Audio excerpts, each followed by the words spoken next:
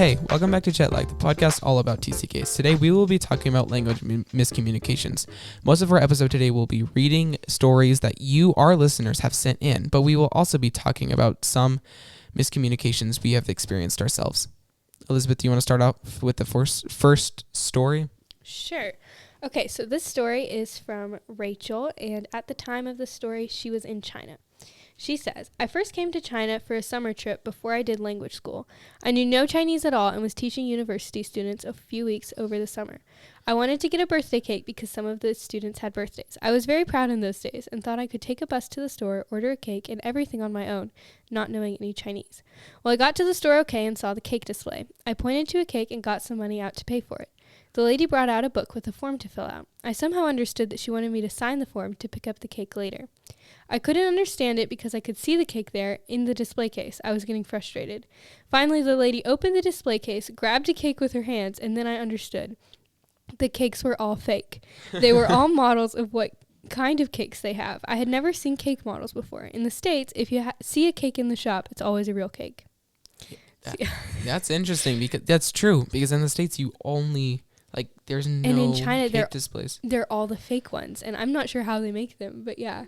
And I'm just the picture of a lady just reaching in and grabbing a cake with her hands. That must have been so shocking. I wonder what the store person, the clerk was thinking. They're just like, why does she want a cake model? Like, what's the purpose of a cake model? Yeah, and I love how a lot of these stories, it's miscommunications on both sides where neither of them are understanding.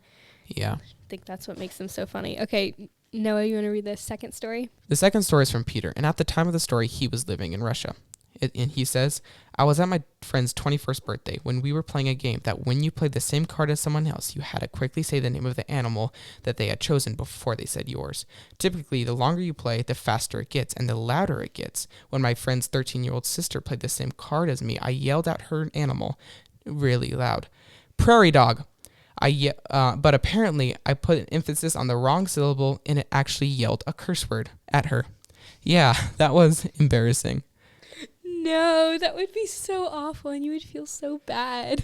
That's so funny. I get the feeling that this is not something that they let him live down. This was brought up over and over again. If someone said that to me or one of my sisters, I would totally bring it up 100 times until he died. Until he died. Yeah, until he died. Yeah.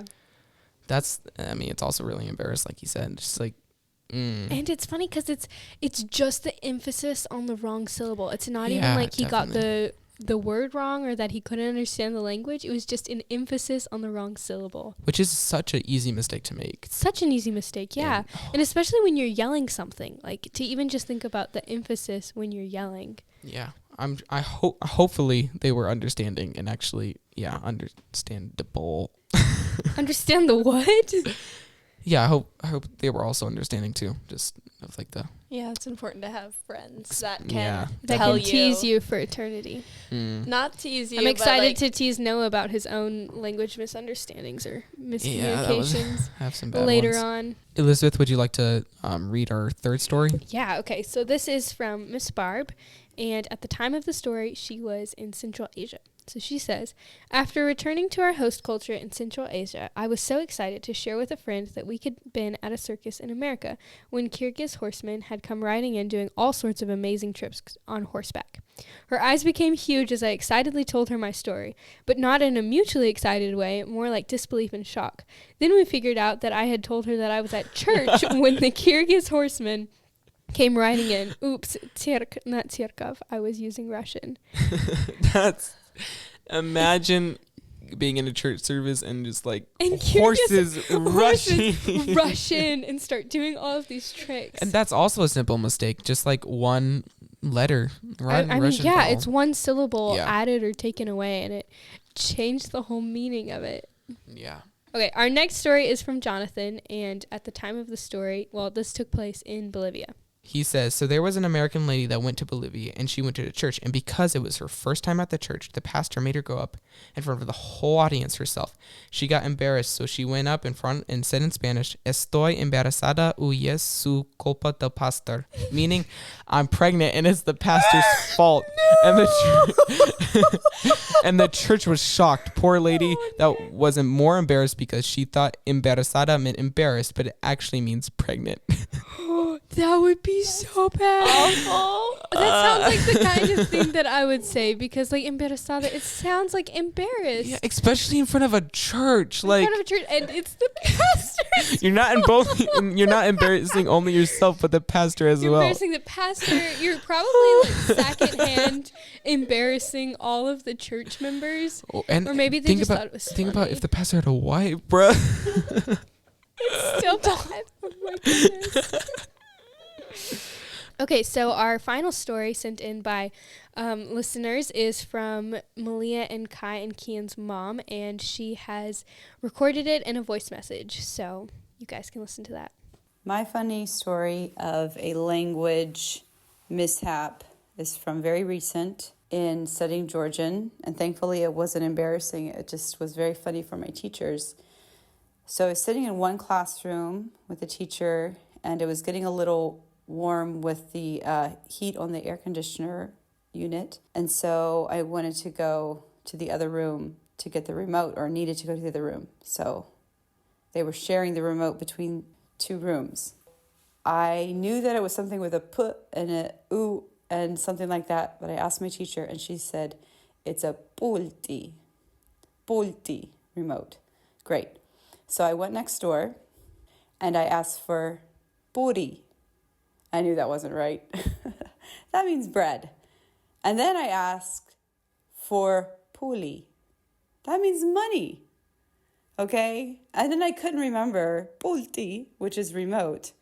I couldn't remember that at all. But in the whole process, it was very funny, and they thought that I was hilarious. And I thought that I was hilarious. And it's kind of sad that I couldn't remember from one room to next what the word for remote was. But I will tell you that now I definitely remember what it is. And I also remember puri, and I also remember puli because of my mishap. So there you go. So now I have some stories from my own mom, and most of these happened in China with one exception, and I'm going to read them now. So in Chinese, the word for Korean in Chinese is only one tone different. And by the way, tones are kind of like accents. It's the direction kind of, I'm not sure how to explain this, but it's kind of the direction that your voice is going. It's like Noah, do you want to explain? There's like, I'm not sure how many, but There's four. Four, and one of them goes up. So when you were saying a word, you would kind of speak it as if the ending would go up, and there was to be down and flat tone, and then kind of like a up and then monotone. Yeah, so you have like ah, ah, ah, ah. And so anyways, in Chinese, the word for Korean in Chinese is only one tone different. So a couple of times I accidentally introduced my Chinese teacher as my Korean teacher. The Chinese friend would then look with surprise at my teacher and say, "Oh, you speak Korean?" To which my teacher would then sheepishly explain that no, she was my Chinese teacher, but it was just a mistake in the language. Oh gosh. That's funny. And it's even worse because like it's your Chinese teacher, so it's almost like putting shame on the teacher because they can't teach you the word even for the language. That's true. Yeah, that's really funny. Okay, so she says, I also repeatedly accidentally threatened to hit shopkeepers when I meant to say, can you lower the price? Okay. Next one. One day, I stopped to talk to my neighbors who were outside working in their tiny garden. I had noticed that their cat recently had a litter of kittens, and I told them how cute their kittens were and how my daughters would love to come over and play with them. I couldn't think of the word which would mean pet, like to pet a cat, so I just mimed that part and felt like they understood. I also explained that my husband was allergic to cats, so we couldn't have one. No worries that I didn't remember the word for sneeze. I just pretended to sneeze and felt proud of how much I could communicate, even if there were a few gaps in my knowledge. After having what seemed to me To be a very nice conversation, I took a few steps away when I heard the wife whisper to her husband, "What was she saying about our hats?" I had repeatedly said hat instead of cat. This conversation must have been so confusing to them. Why would I ever want to bring my children over to look at their hats? Why would I be going on about my husband sneezing? But in their culture, it would have caused me to lose face if they had told me they had no idea what I was saying. So they just kept smiling and nodding and saying that, of course, my daughters were welcome to come over. Okay, and then this last one is in Bolivia, and she says, after my husband and I were first married, we took a trip to Bolivia. I got a stomach bug, and I had thrown up at a friend's house. In Spanish, I explained that I felt bad, to which everyone responded with happy smiles. I quickly realized I had mistakenly said that I was pregnant. So that's Again, kind of, it's the same mistake. It's the same mistake with the same word, I think. That's interesting. As the one at the church. It must be a really common mistake. That's it for the stories that we've gotten from our listeners. Thank you so much for sending them in, and we would love to hear some more. Now we're going to talk about our own language miscommunications and give advice for not making language miscommunications in the future. Elizabeth, do you want to start off? Okay, so my story that I have to share today, it was in Georgia.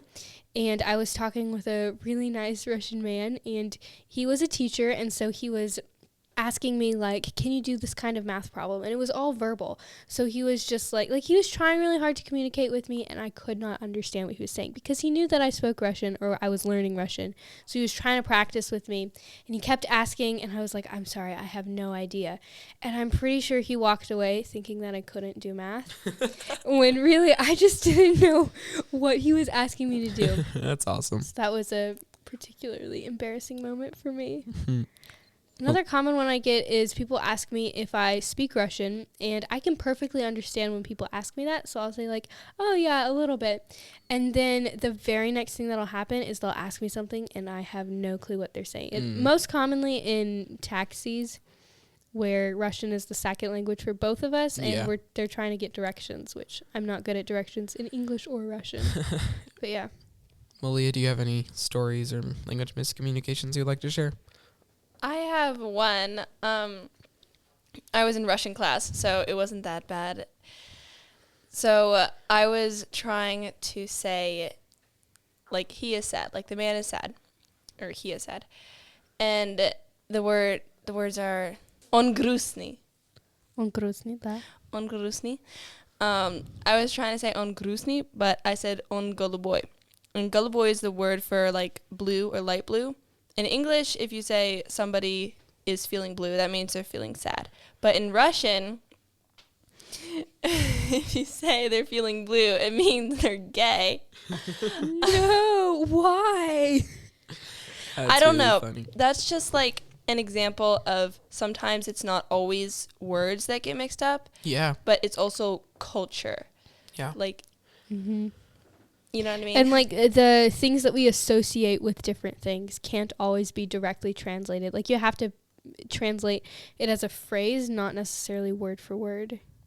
Okay, Noah, would you like to share your own story? Yes, I would. So I've been doing Russian class for the past year, and I don't remember where I got this in my mind, but in like English, you will say like "thank you very much," and in Russian, a lot of the times the words are mismatched. So he would say the verb or the adjective first and then say what comes next like later. And like the word order doesn't matter so much. And it's weird, and especially for me as an English speaker.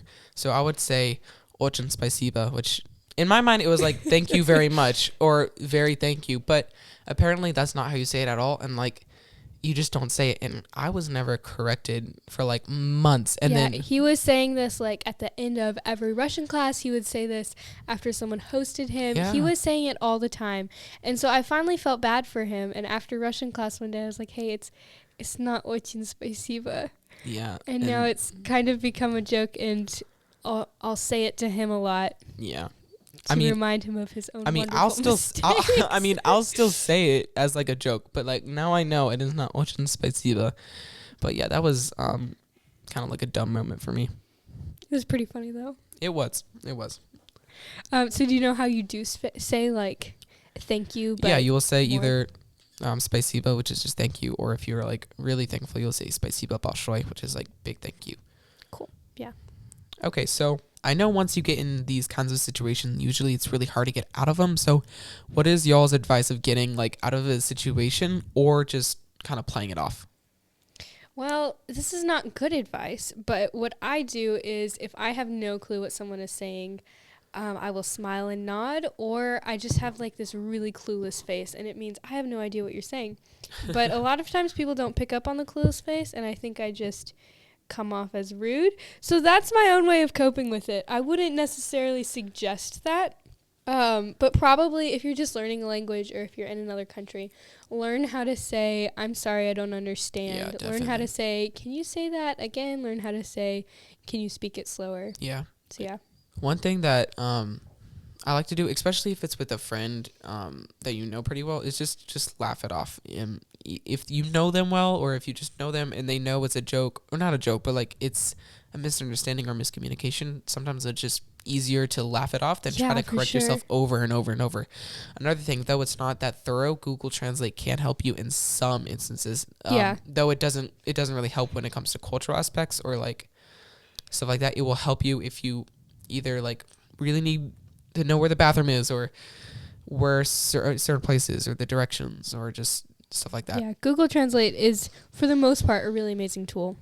But yeah, and I really agree with what you're saying about just laugh it off, because like a lot of what ends up happening in language miscommunications, like the worst part of it is the feelings that go along with it. Yeah, And so if you definitely. can kind of just let yourself laugh it off and accept that it's honestly really funny, and like tell it to your friends, because they'll love laughing at you. But also like the people who you are talking to, like they'll think that's funny too, hopefully, and it'll be a joke whenever you see them again. Like that's the cool part about it. Yeah. Building friendships. Heck yeah. Yeah, like it's really important to have a person who is native in that language to tell you when you're making a mistake. Yeah, definitely. So you can like learn those things. And mistakes are also very important for learning. So mistakes are how you learn and how you grow. So do not let your mistakes discourage your language learning. Yeah, definitely. Yeah. One thing I struggle with is I know that I'm going to make those mistakes, or even not the obvious ones that people are going to correct me, but just like little grammatical mistakes. And so it'll kind of keep me from wanting to engage in conversation. And so that's definitely something I need to work on. Yeah. Thank you for listening to this week's episode of Jetlag. Again, thanks for sending in your language miscommunications, and we hope to see more stories, and we hope to read them more. Anyways, yeah, thanks for listening, and we hope to see you next time. Bye.